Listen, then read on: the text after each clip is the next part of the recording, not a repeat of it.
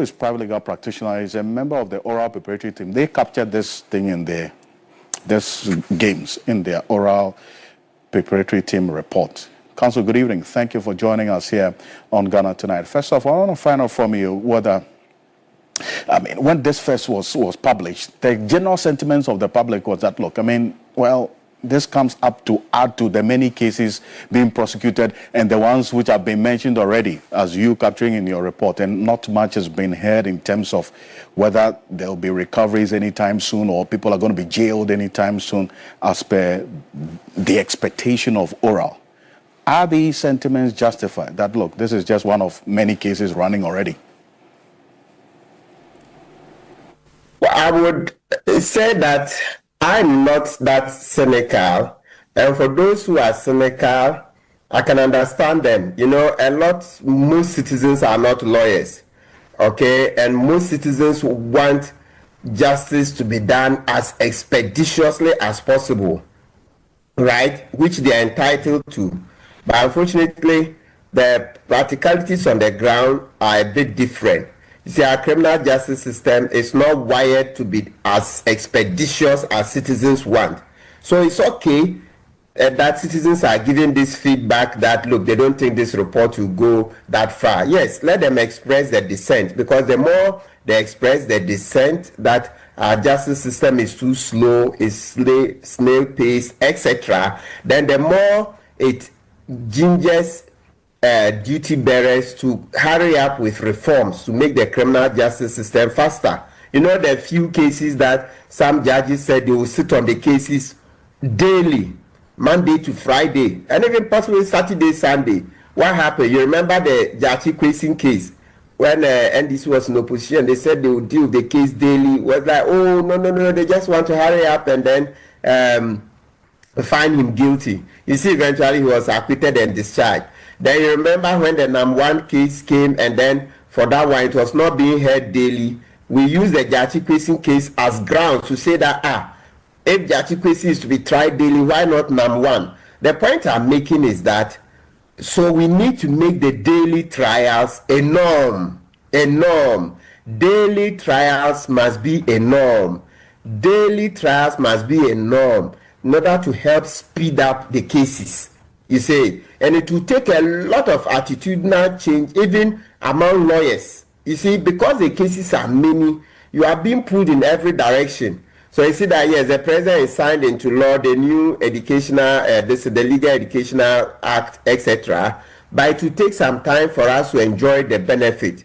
When a lawyer graduates today, he may not be equipped to be able to do complex cross-examinations within a year or two. No, it takes time to train the lawyer, etc. So I'm saying that for now, we don't have enough lawyers. So it also adds to the complexity. You'll find a judge willing to sit on the case maybe 2 or 3 times a week, and then the lawyer will be like, oh, I have other cases, this. So all I'm saying is that the feedback that the citizens are giving that, look, our justice system is too slow, etc., is good, because it also brings to the front burner, the efforts to reform the criminal, not just the criminal justice system, but the entire justice system, to be able to deliver speedy and efficacious justice.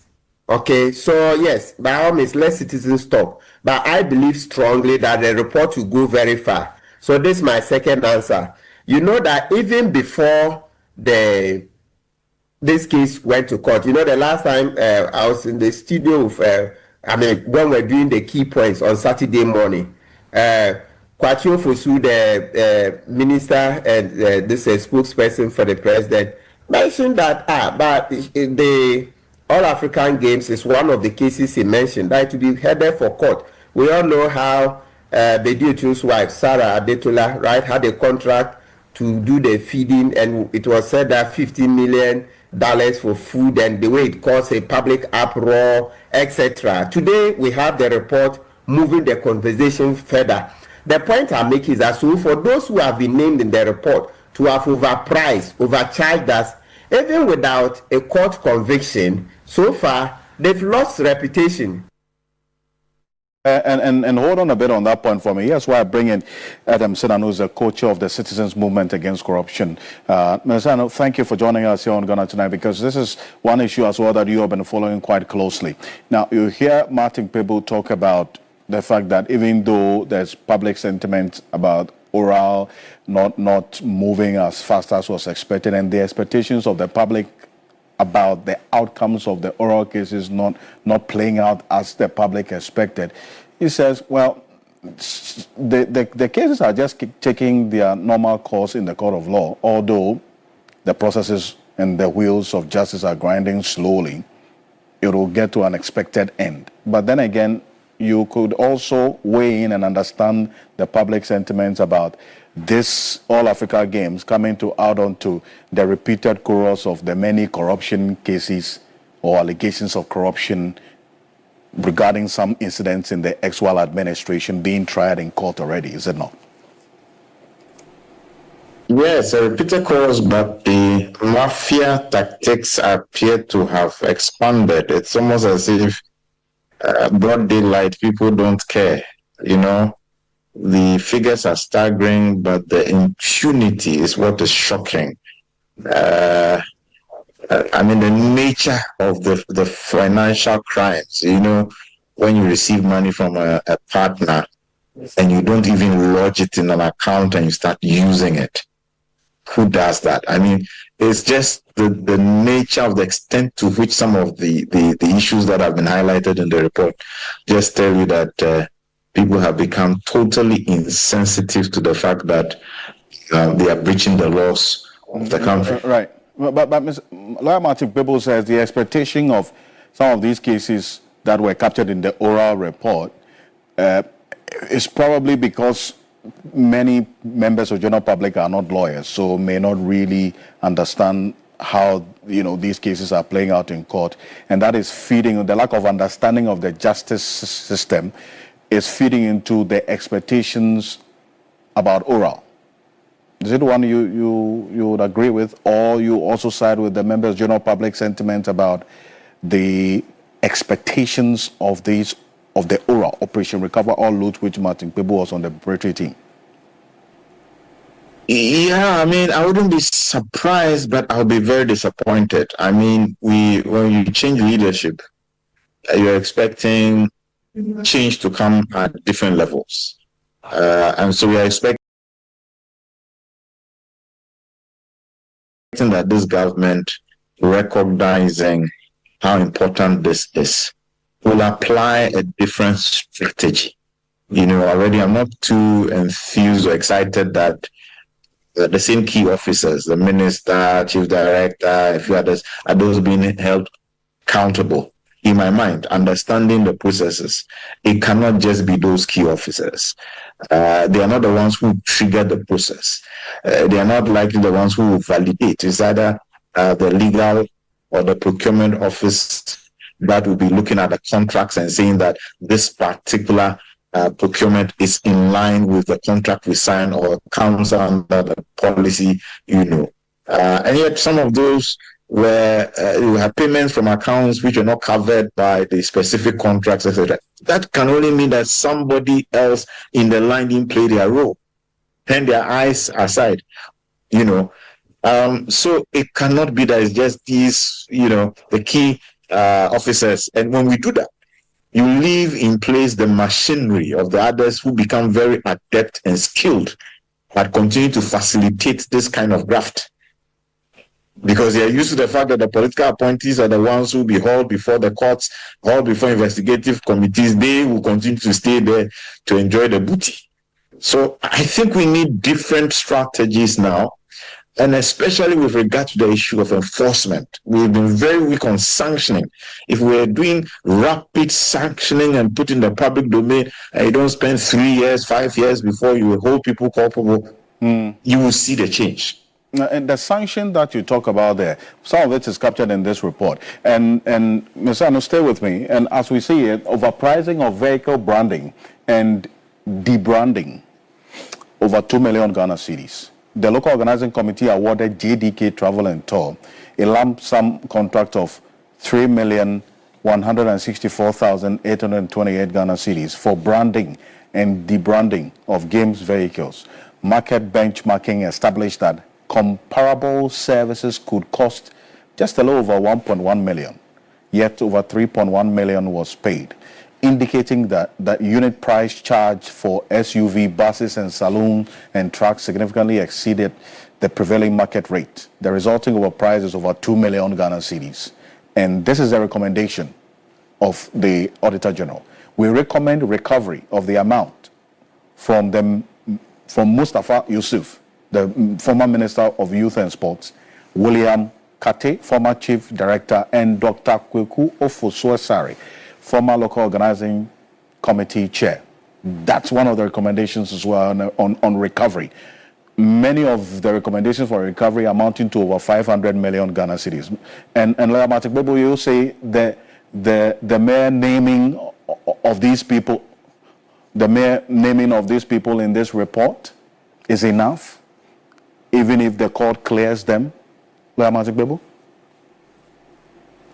So you see, we were brought up that a good name is better than riches. Always. Well, nowadays you don't hear it that often. You see how our value systems are weakening. But when we were growing up, it was a constant refrain. You hear teachers, etc. every day. A good name is better than riches. A good name is better than riches. So the point I'm making is that even without a conviction, so far those people that have been determined to have overcharged us, which we knew, they've already lost their names.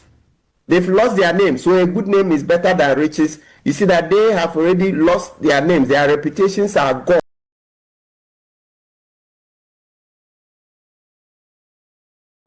Which is also a form of punishment. Naming and shaming usually is one of the first forms of punishment, the first forms of accountability that we exact before a case goes to court. So you know that somebody can go into court and walk out free because of some technicalities, but it will never take away the point that the person has overcharged us.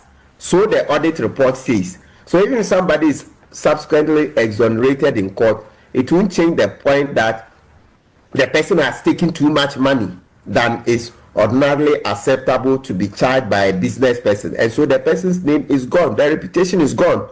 Yes, even though we don't hear a good name is better than riches too often nowadays, but still there are citizens who subscribe to that principle. So for those people, these people in the report who have taken too much of our money, those people have lost their reputations. And on that point as well, Mesano, as well, I bring you in about the public sentiments as well about, well, Kpebu says, yes, just the naming enough. I mean, even if the court clears them, they would have lost some level of reputation. But then again, that is not enough for the public, at least based on the sentiments we have seen expressed. There's an expectation of recovery and some incarceration, people being punished for one thing or the other, if so confirmed by the courts, is it not? I agree. And I think that part of that also, in my mind, we need to increase and deepen capacity relating to asset recovery and management. It's an expertise. Some countries have done a lot of work. Nigeria, the EFCC, Mauritius, Kenya, where the legal framework is very clean and tight on what can be done. If the money has already been transferred into assets, if those assets are not in the jurisdiction, what you can negotiate, what you can't. Very well established systems and laws such that it's not that we are now sitting with you to negotiate whether you pay 60% or not. And in my view, you should always have the sanction, which is a punitive measure. You should retrieve 100% of the assets or resources as much as possible and even surcharge them, because there's a time value of money that must be brought, must be considered within the whole equation. That way, people will not be thinking that, oh, you know what, even if they put me in jail for some 2-3 years, I'll come back and I've invested the booty and I'll benefit from it. We need to be smarter than that. I appreciate your time on this. Thank you so much. Adam Sanano is a co-chair of the Citizens Movement Against Corruption. Martin Kpebu is private legal practice. And so this should not come as a surprise, is that not it? I mean, let me first of all thank TV3 for making this particular issue a live issue. Why is it important? Because I can count no less than 4 occasions where we have discussed this issue here. And I'm very surprised that my brother Zatu seems to be surprised, because he himself has been on this table where we have discussed it, where we were pointing to $15 million used for preparing watch. Did you not say it here? That company that belongs to Bediatuo's wife, did you not say it here? You understand? But a man cannot be careful until he is faced with the reality. You see, this morning, the man cannot be careful until he's faced with the reality, the corruption reality. Zato is so calm. Alfred is so calm. They are now preaching. I see the body language. I say, Christ in me, the hope of glory. You see how they are calm? Christ in you, the hope of glory.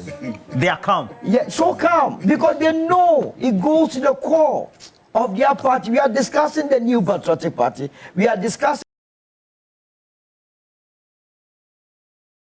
members of their party who have been cited as being involved in corruption. Huge one, gangan one. In your view, what should be the substantial point of discussion for this report? The substantial point has to be how, as a country, we will be preparing to haul all these people before the law courts, retrieve our money, bar them from taking part in active public life, and then we are free. You see, you are faced with blatant thievery, and you are telling us what? We should go and resort to internal auditors. To do what? There is a reason why you are the minister.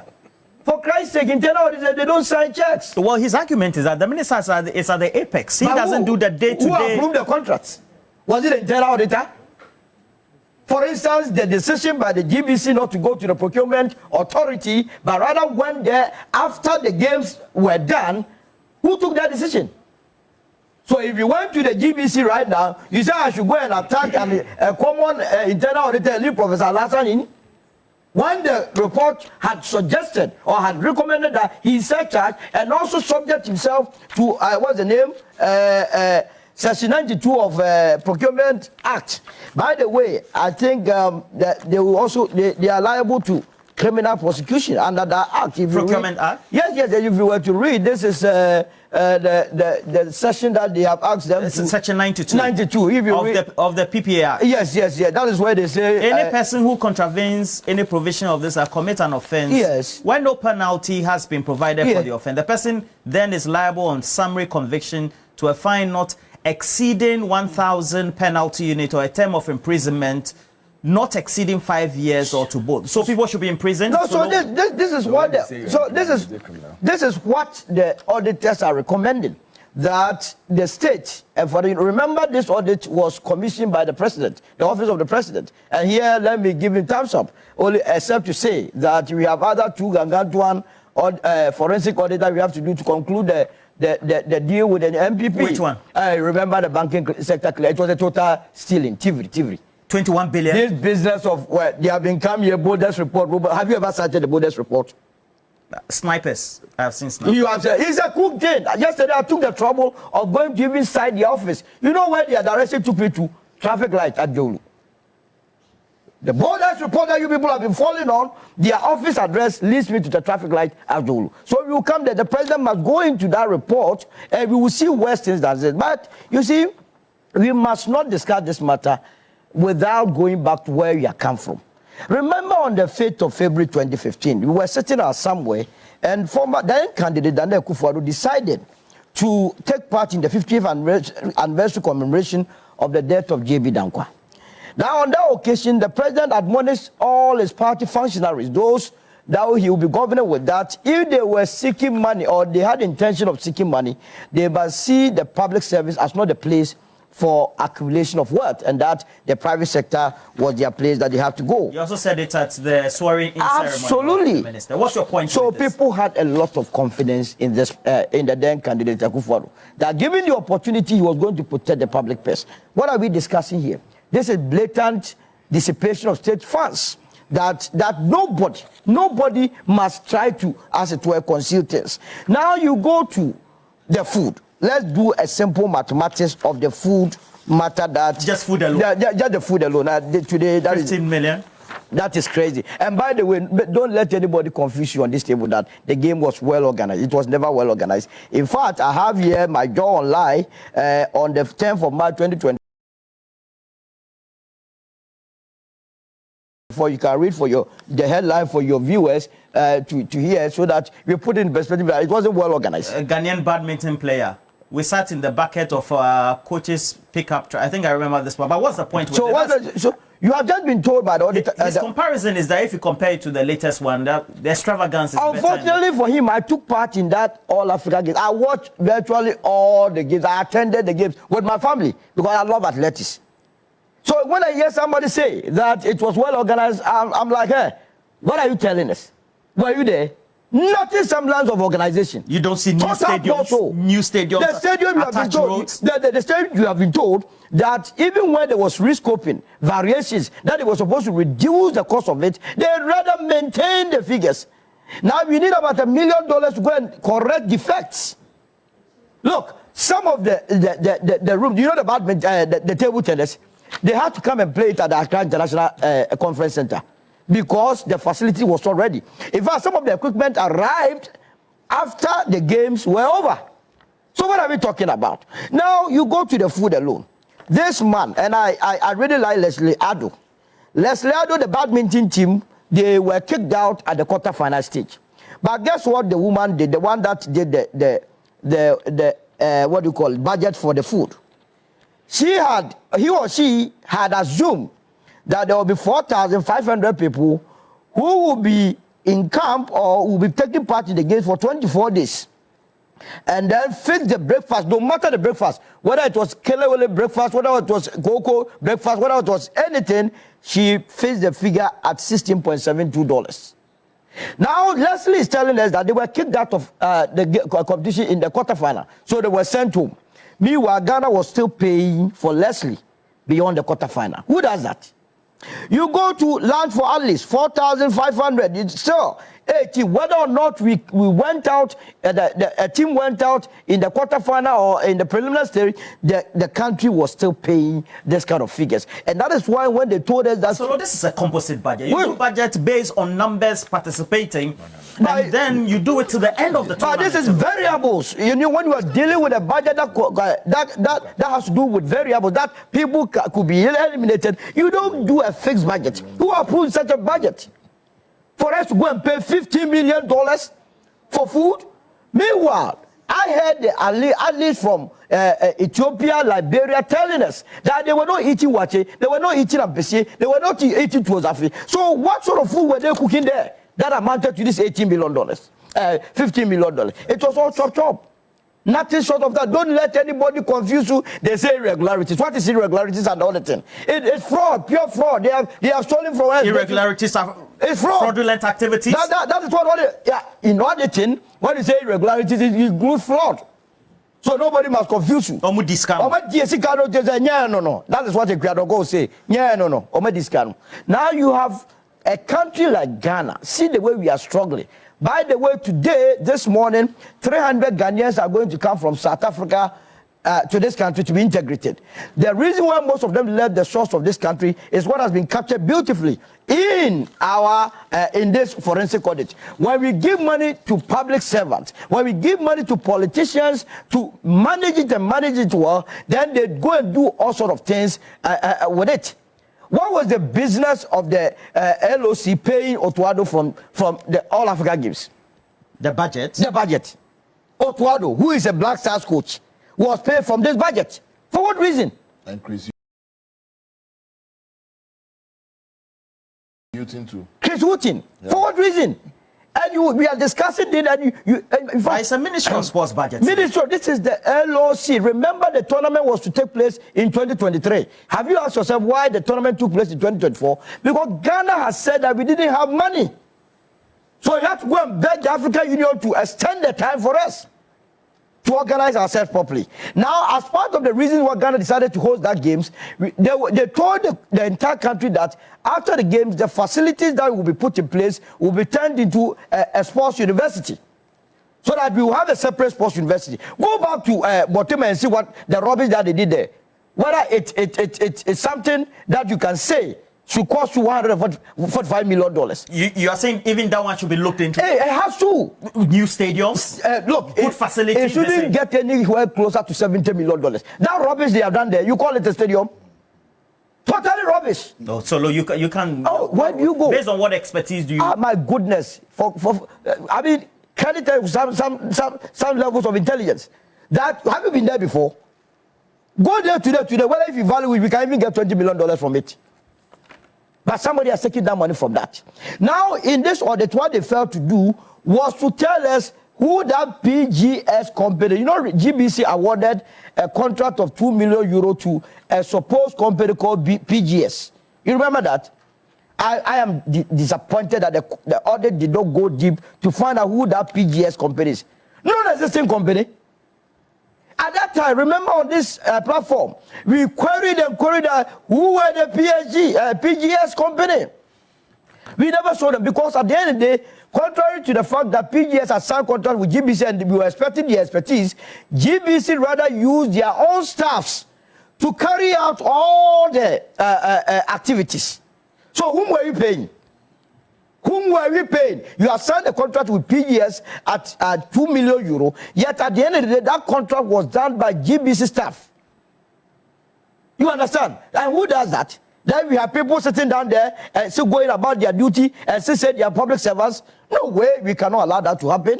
So it's a matter that has to address. But I am very happy that they have recommended what has to be done, that we must surcharge Yusuf, we must surcharge Kate, we must surcharge Ofosu.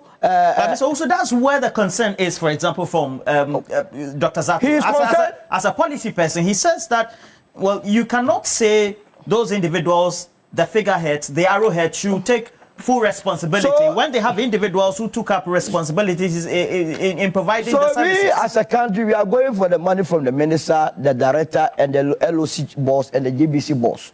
What they can also do is that if they feel that the internal auditor chops from, go there and take it, add it, and bring it. What they are saying is that 583 million is in their pocket.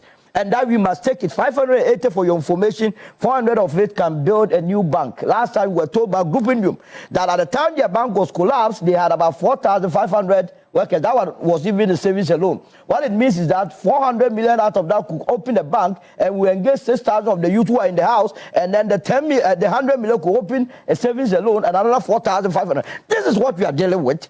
So why must we go for any innocent internal auditor who takes instructions? We can't do that. By the way, I have seen the minister say, the former minister, you should say that he will have his day in parliament. This business of the Public Account Committee trivializing things there. They must know that a time is coming that the Ghanaian will be so furious, will be angry at them. It's a matter of time. For him to be so comfortable that, oh, when it comes to the Public Accounts Committee, because we have seen a lot of MPs and former ministers who are also members of parliament, when they go there, because it's colleagues, they trivialize the matter. We are following this matter. How many years have you been following this matter? Since 2024. And your station, I give you the kudos for the good work that you have done. We as a country have a lot of things that we need. It is raining, everywhere is flooding. That we need money to fix our problems. Everywhere, children are sleeping on their bellies in schools. Why do you blame Mustafa Yusuf for this? Why wouldn't I blame him when he decided to sign a contract for $50 million for water, when he decided to overprice? Look, I just read Leslie Addo's incident to you. How much did we say we rented the vehicles for?